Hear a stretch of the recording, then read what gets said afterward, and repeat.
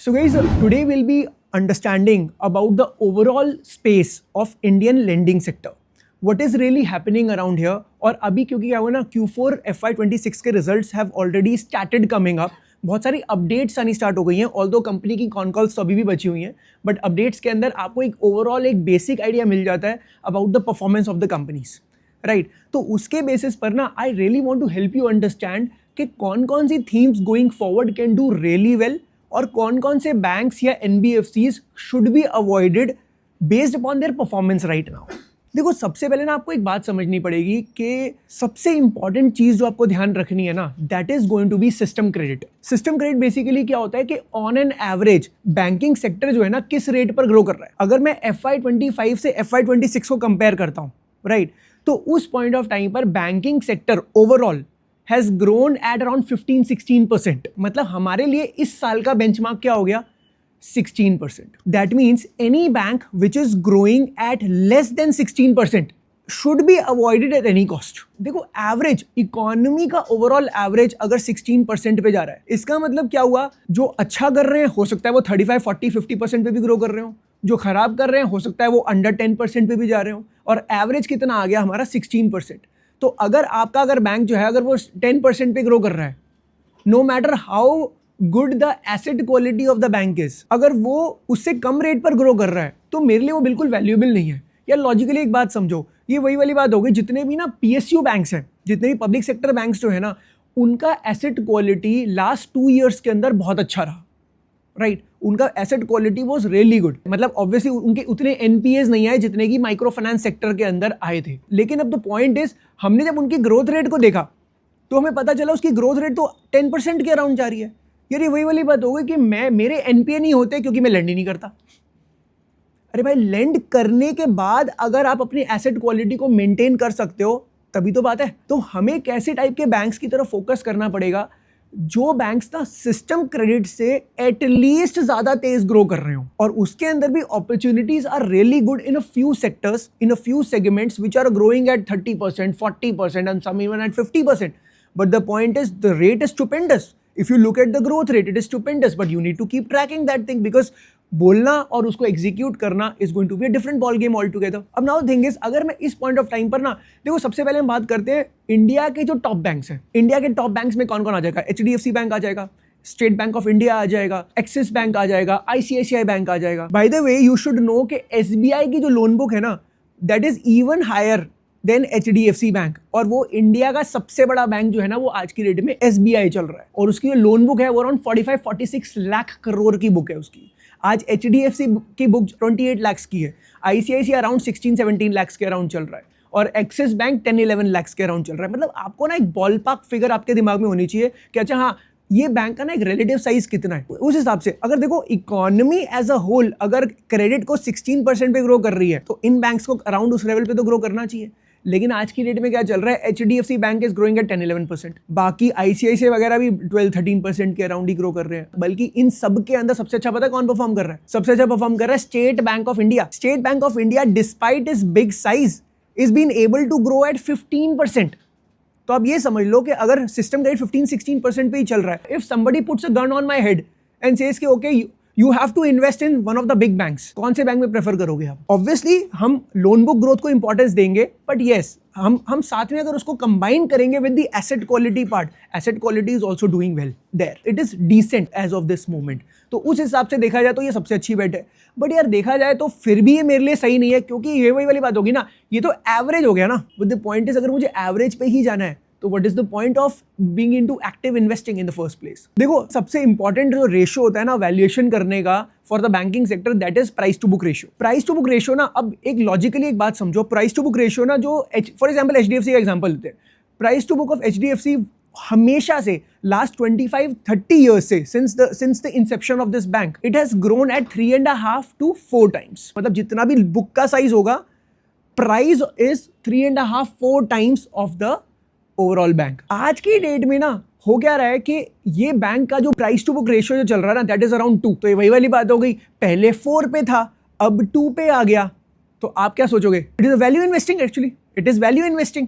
क्योंकि value investing क्या होती है? कोई भी चीज पहले महंगी थी, आज सस्ती मिल रही है, and it has always stayed above 3.5, 4 times its book value, और आज ये 2 पे ही मिल रही है, तो देखा जाए तो ये तो बहुत ही अच्छी इन्वेस्टमेंट है. तो a lot of people across, what are they really doing as of this moment? They are saying HDFC is a very good bet right now because वो 2 के PB प्राइस टू बुक पे चल रहा है, जबकि उसको तो 3.5 to 4 पे होना चाहिए था. यार एक बात समझो, जब वो 3.5, 4 की बुक वैल्यू पे था, उस टाइम पे वो 25-30% पे ग्रो भी करता था, लेकिन आज वो खुद 10-11% से ऊपर ग्रो नहीं कर पा रहा because of its book size. और साथ में ना एक रेशियो और होता है, basically credit to deposit ratio. Credit to deposit ratio इस बैंक का चल रहा है आज की डेट में 110%. इसका मतलब अगर डिपॉजिट 100 रुपीज की हो रही है तो क्रेडिट 110 रुपीज का जा रहा है. अब लॉजिकली एक बात समझो कि अगर डिपॉजिट जो है, अगर वो गोइंग फॉरवर्ड, अगर डिपॉजिट फास्टर रेट पर ग्रो नहीं कर पाएगी, तो इसका मतलब आपके पास रॉ मटेरियल ही नहीं है, because at the end of the banking sector का तो रॉ मटेरियल तो वही है, डिपॉजिट्स ही है. तो गोइंग फॉरवर्ड आप उस रेट पर ग्रो कर पाओगे? आपके पास कैपिटल भी तो होना चाहिए at the end of the day. तो it is struggling that ways. Even RBI ने अपना लिमिट बता रखा है 80% तक होना चाहिए, 80% से नीचे होना चाहिए, लेकिन इसका 110% से ऊपर जा रहा है. And it is trying a lot of things कि वो अपने कासा को और इंप्रूव करे और किसी भी तरीके से और कहीं से फंडिंग लेकर आए जिससे कि उसका क्रेडिट टू डिपॉजिट रेशियो जो है ना वो इंप्रूव कर सके. तो somewhere the bank is struggling that ways. और इस पॉइंट ऑफ टाइम पे वही वाली बात होगी ना, अगर आज वो स्ट्रगल भी कर रहा है, उसका price to book is very low, but अगर इसके लोन बुक ग्रोथ ही नहीं आई, do you think it is again going to go back to its 3.5, 4 levels of book value? A lot of people don't understand this concept. उनको लगता है कि यार एक चीज 100 रुपए की थी, आज 70 रुपए की मिल रही है, but sometimes there is a reason why कि वो 70 रुपीज की मिल रही है. वो 100 रुपीज की जब थी तो it was worth 100 rupees. Right now it is not growing at that level. Similar way में बाकी के बैंक्स भी जितने भी है ना, अगर आप फॉर एग्जांपल आज की रेट में अगर आप जितने भी बड़े बड़े बैंक्स को देखोगे ना, all are looking at dirt cheap valuations right now. अगर उनको देखोगे तो आप बोलोगे तो बहुत ही सस्ता चल रहा है इस पॉइंट ऑफ टाइम पर. There is a reason why this is happening. That is one. तो इस पॉइंट ऑफ टाइम पर अगर आपको टॉप बैंक्स में देखना है तो SBI still would be a better bet. लेकिन बड़े बैंक्स के अंदर अच्छा कौन कर रहा है आज की डेट में, एक बार वो भी देख लेते हैं. बड़े बैंक्स में जो आज की डेट में एटलीस्ट 18, 20, 22% तक से ऊपर, अराउंड 20% प्लस से अगर ग्रो कोई कर सकता है, कौन कौन से बैंक्स हैं उनके बारे में बात कर लेते हैं. जैसे IDFC फर्स्ट बैंक, ऑल्दो अभी थोड़े टाइम पहले इसके अंदर एक फ्रॉड का केस आया था 590 करोड़ का, लेकिन मार्केट जो है ना यार, देखो एक चीज समझो, मार्केट ना पुरानी न्यूज़ को डिस्काउंट कर चुकी होती है, उसकी वजह से जो स्टॉक को गिरना था वो गिर भी चुका. अब यहां से अगर गोइंग फॉरवर्ड और कोई लॉसेस नहीं आते और अगर वो अपने सारे loan book growth everything goes in the right direction, तो this again stock can start moving forward in the right direction, but provided every time I would say this thing, it needs to be tracked. Second thing, RBL Bank is also doing well. Okay, AU Small Finance Bank obviously is going to get a universal banking license now, right? And it has the capacity to grow at more than 25% loan book growth over the years. और होगा क्या ना, सबसे AU Small Finance Bank is at a very sweet spot. Why? क्योंकि जैसे उसको universal banking का licence मिलेगा ना, उस पॉइंट ऑफ टाइम पे what is going to happen, now it is going to compete in the big leagues with HDFCs and ICICIs and other big banks of India. उस point of time पर अब ना उनकी CASA ratio improve कर पाएगी going forward, और उनकी CASA ratio improve करेगी, cost of funding is going to reduce. Cost of funding reduce होगी, डोंट यू थिंक उनके net interest margin are going to improve? Net interest margin improve होंगे, going forward उनका ROE improve होगा, और ROE improve होगा, they can take more leverage from the market also. ROA पहले improve होगा, leverage अच्छा ले पाएंगे, ROE और इंप्रूव करेगा. तो going forward the bank can do well, क्योंकि उनको लेवरेजिंग का भी साथ में इंपैक्ट मिलेगा. ऑपरेटिंग लेवरेज के साथ वो वर्क करेंगे और वो 25% से अपनी बुक को ग्रो कर सकते हैं. And other things are all pointing in the right direction. So AU Small Finance Bank is a very good candidate because of its universal banking license which it has recently gotten. अगर मैं उज्जीवन की बात करूं, उज्जीवन को भी recently उसका cancel हो गया. उज्जीवन ने भी अप्लाई किया हुआ था यूनिवर्सल बैंकिंग लाइसेंस के लिए, बट उनका कैंसिल हो गया क्योंकि उनकी प्रॉब्लम क्या थी ना, इन्होंने माइक्रो फाइनेंस के अंदर बहुत मैसिव लॉसेस कर दिए थे. अगर अभी लास्ट 2 years की साइकिल की अगर आप बात करो ना, तो अभी micro finance, when the micro finance sector did not do well, उस पॉइंट ऑफ टाइम पर उज्जीवन के काफी लॉसेस रहे एंड उसकी वजह से स्ट्रगल भी किया. देखो, as I have told you, universal banking licence मिलना in itself is a big deal, क्योंकि इट इज अ वेरी बहुत ट्रस्ट वाली बात हो जाती है कि आपको एक ट्रस्ट को गेन करना पड़ता है सिस्टम के अंदर, रेगुलेटर्स का ट्रस्ट गेन करना पड़ता है कि you are fit to manage people's money at a mass scale. तो उस पॉइंट ऑफ टाइम पर अभी उज्जीवन को उन्होंने बोला नहीं, you still need some time, maybe we'll review your application later. इसके बाद अगर मैं किसी NBFC से बात करूं, अब NBFCs जो है ना, देखो यार, डाइवर्सिफाइड NBFCs भी हैं जो बड़ी बड़ी NBFCs हैं, लाइक अगर सबसे पहले आप बात करो सबसे बड़ी एनबीएफसीज कौन है, एक तो बजाज फाइनेंस हो गई, आपकी चोलामंडलम फाइनेंस हो गई और आपकी श्रीराम फाइनेंस हो गई। ये तीन आपकी मेजर आपकी एनबीएफसीज है and they are pan India, they have pan India presence across and वो हर एक सेगमेंट के अंदर ही है। होता क्या ना, इसके अंदर श्रीराम ऑटो फाइनेंस है वो 18% पे ग्रो कर रहा है ऑन एन एवरेज। अगर मैं चोला की बात कर रहा हूँ वो 25% तक ग्रो कर सकता है ईयर ऑन ईयर। अगर मैं बजाज फाइनेंस की बात करता हूँ वो भी 25% पे ग्रो कर सकता है। आप ये सोचो कि अगर मेरे पास 25% ग्रो करने वाली एक कंपनी ऑलरेडी अवेलेबल है, वो भी एक with the quality of Bajaj finance, think about it. Will I ever think about any other bank जो 15% पे ग्रो कर रहा होगा? यार eight the end of the day मुझे ये तो पता है ना कि लास्ट 30 ईयर से जब से बजाज फाइनेंस भी रन कर रहा है, उसने भी कंसिस्टेंटली बहुत अच्छा परफॉर्मेंस दिया है। मुझे उसकी एसेट क्वालिटी का भी पता है कि नहीं यार वो अच्छे से एसेट क्वालिटी वो भी मेंटेन कर लेते हैं, तो यार फिर मैं और किसी के बारे में क्यों सोचूं? मेरा बेंचमार्क ही बजाज फाइनेंस पे सेट हो चुका है। अगर मैं फाइनेंशियल के अंदर इन्वेस्ट करना चाहता हूं तो I will either invest in a Bajaj finance 25% और above, otherwise there is no point of active investing. लेकिन अभी भी आप देखोगे ना, ज्यादातर म्यूचुअल फंड्स के जो मैनेजर्स हैं, they are putting everybody's money into HDFC Bank. Why? Mutual fund सही है। This is a very lazy way of thinking, I would say. यार देखो एक बात बताऊं, कोई भी ना सिर्फ बैठे बैठे अमीर नहीं बन सकता। अगर आप एक चीज लॉजिकली सोचो, अगर हम हमारे दिमाग में ना एक चीज डालने की कोशिश करें कि आपको कुछ करने की जरूरत नहीं है when it comes to investing, आप सिर्फ पैसे डालते जाओ और आपके पैसे इतने हो जाएंगे going forward. Today the focus is to help you understand how to think about the sector in the first place. अब अगर मैं यहां से बात करूं एनबीएफसीज की, अगर मैंने आपको बात करी, एक तो ये हो गया डाइवर्सिफाइड वाला, ठीक है, but there are many specialised NBFCs as well जो कि बहुत ही स्पेशलाइज्ड सेगमेंट्स के अंदर वर्क कर रही हैं and these segments can do really well going forward. सबसे पहला नाम आता है एमएसएमई। जो इस पॉइंट ऑफ टाइम पे एनबीएफसी जो है ना वो एमएसएमई पे वर्क कर रही है ना, या एमएसएमई को लोन देना चाहती हैं, they have a great runway going forward over the next 5 to 10 years, I would say. यार लॉजिकली एक बात सोचो, इंडिया की बैकबोन जो है ना वो एमएसएमई है। 6 to 7 crore MSMEs are there in India today, right? Small micro and medium enterprises, समझ रहे हो इस बात को? अब हो क्या रहा है ना, इनके पास ना कोई डायरेक्ट सोर्स नहीं है कि इनको कोई फंडिंग दे सके, या अभी तक ये जितने लोगों से पैसा लेते आ रहे हैं बेसिकली अनऑर्गेनाइज्ड वे से ये पैसा रेज करते आते हैं and ultimately that is quite exorbitant, उसके अंदर रेट्स बहुत ज़्यादा पड़ते हैं। लेकिन आज की डेट में क्या हो रहा है, बिकॉज आरबीआई ने रेगुलेशंस लेकर आ गए कि नहीं, आपको ऑर्गेनाइज्ड वे में आपको पैसा दिया जाएगा and that too at a lesser rate compare to what the other people are charging. तो अल्टीमेटली जो मार्केट के अंदर ऐसी कंपनीज चल रही हैं जो एमएसएमई स्पेस के ऊपर वर्क कर रही हैं, they are poised to do really well going forward. क्योंकि अगर इंडिया को ग्रो करना है तो MSME has to do well, और MSME will only do well when they get proper funding. अब एमएसएमई के अंदर कौन कौन सी कंपनीज, एक कंपनी है एसबीएफसी फाइनेंस, मैस फाइनेंशियल्स, एक एसजी फिनसर्व करके कंपनी है। ये सारी कंपनीज जो है ना ये किस में काम कर रही हैं, एमएसएमईज के अंदर। There are other companies as well, दो कंपनीज और हैं जो currently are not doing as well. एक तो 5 स्टार बिजनेस फाइनेंस करके कंपनी है और एक कंपनी है मंकी बॉक्स।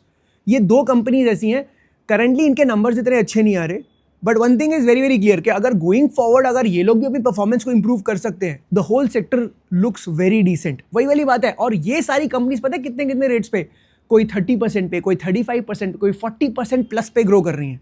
तो अगर आपको ये ट्रैक ही करना आ जाए अगर आपको ये ट्रैक करना आ जाए कि यार ये 40% पे ग्रो कर रही है, यार 40% पे ग्रो करने का मतलब समझते हो, आपका अगर वो सही एग्जीक्यूट कर गए तो आपका कैपिटल ही 40% पे ग्रो कर रहा है। 25% पे अगर ईयर ऑन ईयर अगर 3 साल अगर आपका ग्रोथ आ जाए ना तो आपकी कैपिटल डबल हो जाती है। और 40% पे आप समझ लो 1.5 से 2 साल के अंदर अंदर you are doubling your capital if these, इनमें से जो कंपनीज जो है ना वो एग्जीक्यूट कर गई। अब आपका काम क्या है, आपका काम सिर्फ इतना है कि आपको ना इनको सिर्फ ट्रैक करना है। देखो मेरे को नहीं पता SBFC finance will do well, मुझको नहीं पता कि एसजी फिनसर्व ही कर लेगा अच्छा, या 5 star business finance is going to do well, और monkey box will come around and will start doing well. लेकिन if you know the right parameters and if you keep tracking इनमें से, और जो कंपनी कंसिस्टेंटली अच्छा करती जाए, stay with that company, and if a company is not doing well, cut the position from that company and you know who is going to be the winner going forward. That is how you need to start thinking about stuff. और यही कंपनी है they are going to be the next 10 bagger, 20 bagger, 50 bagger। जो वही बात होगी, who is the next HDFC? HDFC bank will never be the next HDFC bank, because you need to understand कि उसका साइज इतना बड़ा हो चुका है। अब वो यहाँ से 50 टाइम्स नहीं बढ़ सकता, यहाँ से 10 टाइम्स भी नहीं बढ़ सकता। तो वो एक लिमिट के ऊपर आकर अब वो एक अपनी उसकी ग्रोथ जो है ना वो काफी नॉर्मलाइज होने लग गई है। और पूरी जनरेशन का पैसा जो है ना ये mutual fund managers HDFC bank में डालते जा रहे हैं, because nobody understands the business, nobody understands how to track the business. और एक चीज समझो, एक चीज ना बहुत इंपॉर्टेंट होती है, डिसबर्समेंट्स या लोन बुक्स। आज की डेट में कितने नए लोन्स दिए जा रहे हैं उस पर्टिकुलर सेगमेंट में, डिसबर्समेंट्स आर लाइक 30%, 40% से डिसबर्समेंट्स ग्रो कर रही हैं। यार एक बात बताओ ना, मैं कैसे, ये कैसा सेगमेंट है माइक्रो फाइनेंस जहां पे मेरे को पता भी नहीं है बंदे के बारे में, उसको कोई टैक्स पेपर्स भी नहीं है, कोई उसकी इनकम रेगुलरली मंथली आती नहीं है, मैं उसको ट्रैक भी नहीं कर सकता, फिर भी I am growing my loan book at 40%। What does that mean? Why would I want to do that when I know that things have improved? कभी ऐसा होता है कि आपके पुराने पैसे तो नहीं आ रहे, लेकिन आप दोनों हाथों से बात और लोगों को दिए जा रहे हो, हाँ ले जाओ कोई बात नहीं।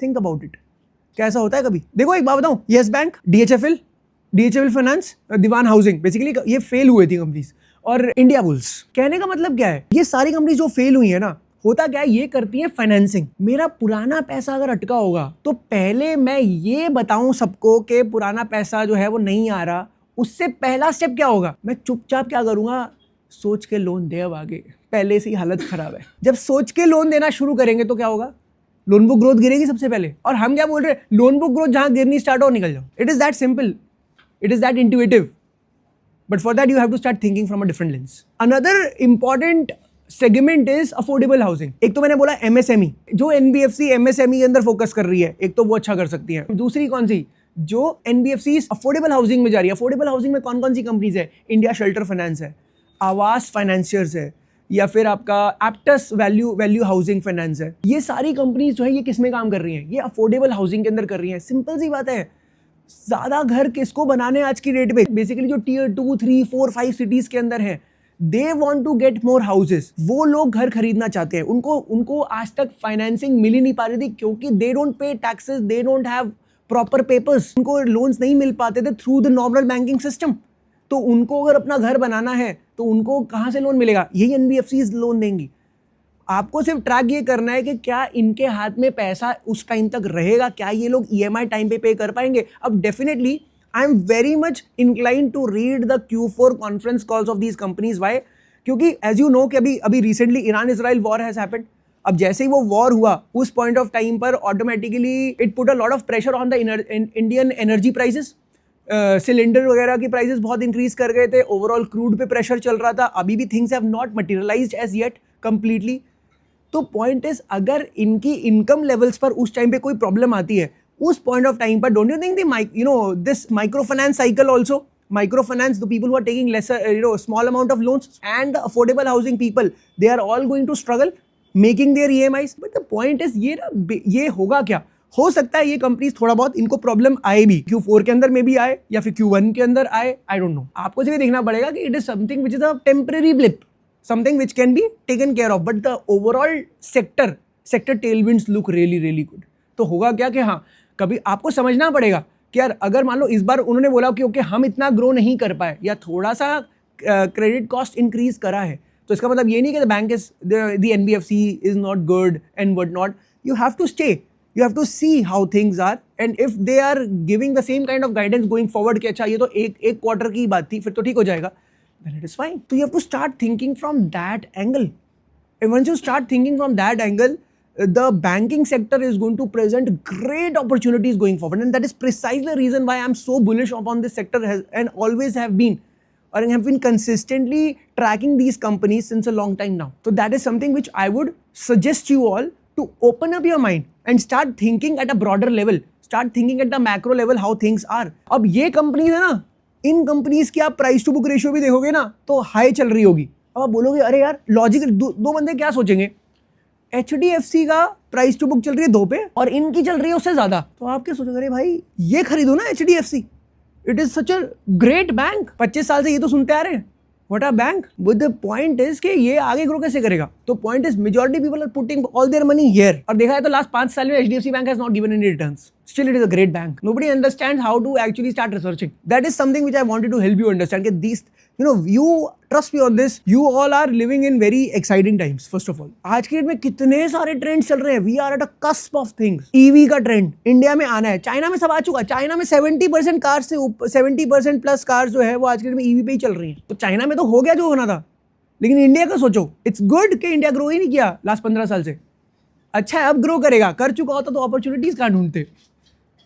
फिर मेच्योर फेज में आ चुकी होती. सारे अपॉर्चुनिटी है, बट ट्रैक तो करना आना चाहिए. बट फॉर दैट अंडरस्टैंड करना इकोसिस्टम को, that is what I would call finance. हम लोग बोलते हैं फाइनेंस इज वर्ड के मैं कैपिटल बजटिंग का फॉर्मूला आता है क्या मैं इसको डिस्काउंट कर सकता हूँ. That is what is finance for you. But finance is something else. Finance is understanding the ecosystem and taking advantage of the system, because that is what you are here for. ये वही वाली बात होगी ना, अगर एक engineer को अगर गाड़ी खोलनी नहीं आ रही, उसको यही नहीं पता इंजन कहाँ है और कहाँ पे क्या है, तो फिर व्हाट डज इट मैटर. आप फाइनेंस प्रोफेशनल हो but you don't know how to invest and make money for yourself. That is what the whole idea is.